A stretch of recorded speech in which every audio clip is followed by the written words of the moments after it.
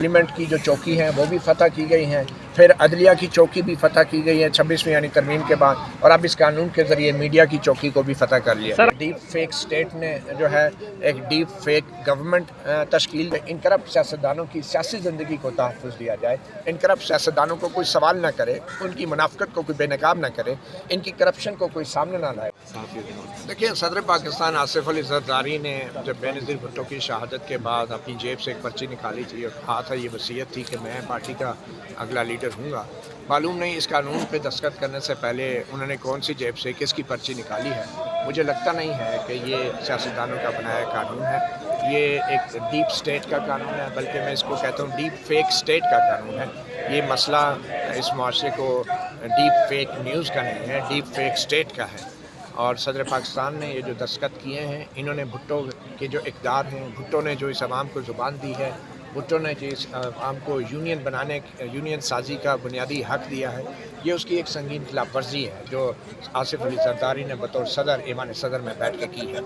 इतना उन पर बज़ाहिर दबाव था डीप फेक स्टेट का कि उन्होंने 14 दिन का भी इंतज़ार नहीं किया, और ये आइन उन्हें हक़ देता है कि सदर ममलकत किसी भी पार्लियामेंट के मंजूर शुदा कानून को 14 दिन के लिए वापस भेज सकता है, और उन्होंने ऐसा भी नहीं किया।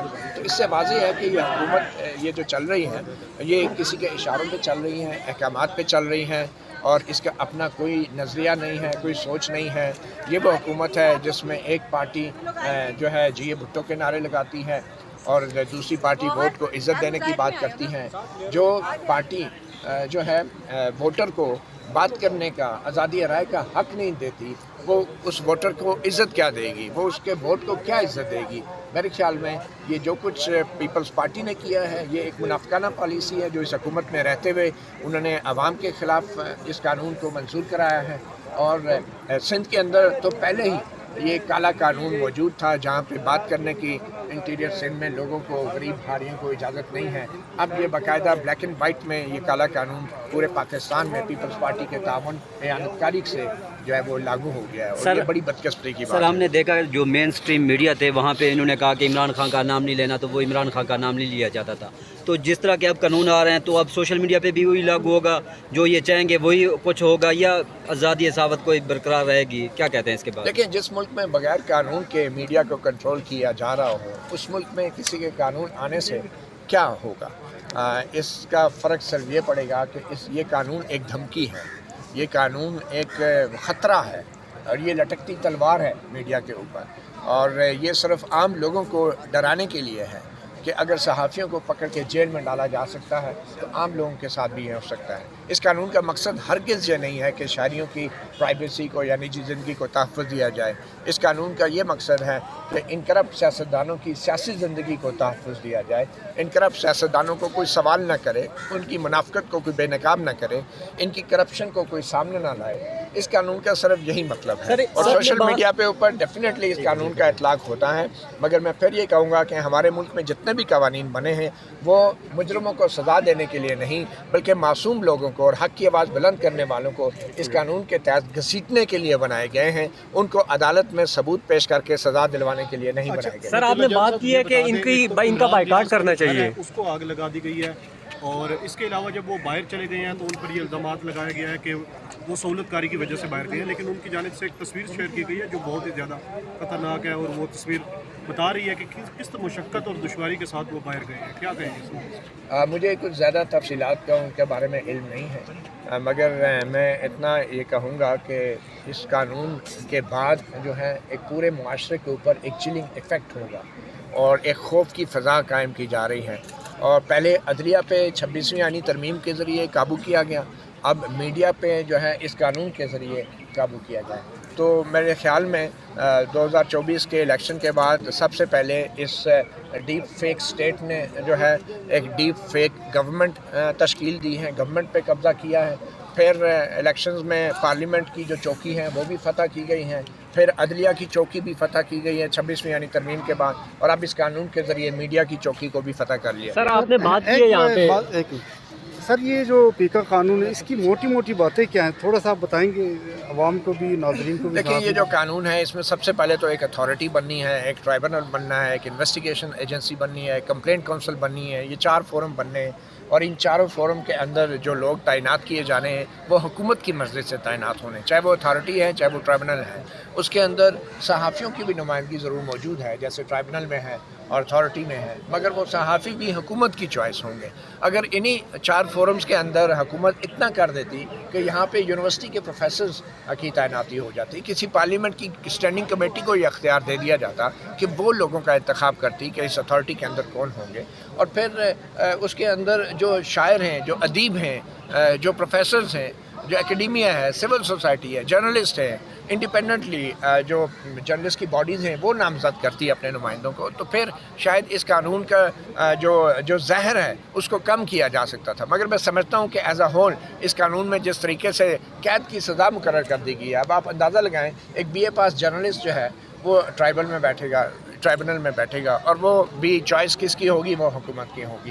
اور جو انویسٹیگیشن ایجنسی ہے اس قانون کے تحت وہ عدالتوں میں ایک جرنلسٹ کو گرفتار کر کے ہتھکڑیاں لگا کے یا عام شہریوں کو صرف اس وجہ سے گھسیٹے گی کہ اس نے کوئی اختلاف رائے کا اظہار کیا ہے، حکومت کی پالیسیز کو مسترد کیا ہے یا ڈیپ فیک سٹیٹ کو ڈیپ فیک سٹیٹ کہا ہے.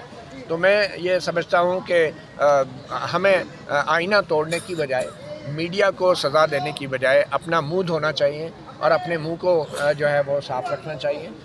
اس لیے اس قانون سازی کے ذریعے آپ سوسائٹی کو کنٹرول نہیں کر سکتے. اب یہ جو لوگ باہر آئے ہیں، میں آپ کو بتاؤں یہ ایک سیاہ دھبا ہے پاکستان پیپلز پارٹی کی بھی تاریخ کے اوپر اور مسلم لیگ نون کی بھی تاریخ کے اوپر، اور لگتا یہ ہے کہ ان دونوں بڑی جماعتوں نے اس بات کو تسلیم کر لیا ہے کہ آئندہ یہ دونوں جماعتیں کم از کم اسلام آباد میں کبھی حکومت عوام کی مدد سے نہیں بنا سکیں گی.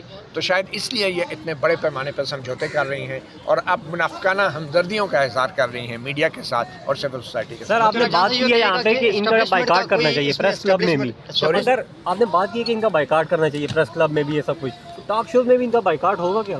دیکھیں ٹاک شوز میں اگر یہ آتے ہیں تو ان کے سامنے سوال جواب ہونے چاہیے، ٹھیک ہے نا؟ جی اگر میڈیا کمپلیٹلی بائیکاٹ کر لے گورنمنٹ کا، بجائے ہم لوگ روڈ پہ کرنے کے، جیسے ٹاک شو میں آپ گورنمنٹ آفیسر کو بلاتے ہیں، ہر جگہ بلاتے ہیں، اگر ہم 3-4 دن صرف یہ بائیکاٹ کر لیں تو آپ کو نہیں لگتا کہ گورنمنٹ آپ کو خود ہی؟ دیکھیں میں نے جو بات کی تھی، میں نے یہ بات کی تھی کہ اس کماش کے جو وزیر ہیں، جو وزیر اطلاعات و نشریات ہیں، اتنا بڑا انہوں نے صحافیوں کے ساتھ ان کی گردن اور ان کی آواز دبانے کی کوشش کی ہے، اس کے بعد کم از کم ان کو یہاں دعوت دے کے ان پہ پھول نچھاور نہیں کرنے چاہیے ہمیں، ٹھیک ہے نا؟ ان کے قصیدے نہیں پڑھنے چاہیے، ان کو بٹھا کے سوال جواب کرنے چاہیے. موسٹ ویلکم، وہ آئیں پریس کانفرنس کریں، لیکن یہ اتنے بے شرم ہے کہ یہ یہاں پہ اب اس قانون کے حوالے سے کوئی وضاحتیں بھی دینے کے لیے ہمیں اس قابل نہیں سمجھتے کہ یہاں پہ آ کے کوئی وضاحت دیں یا ہمارے سوالوں کا جواب دیں.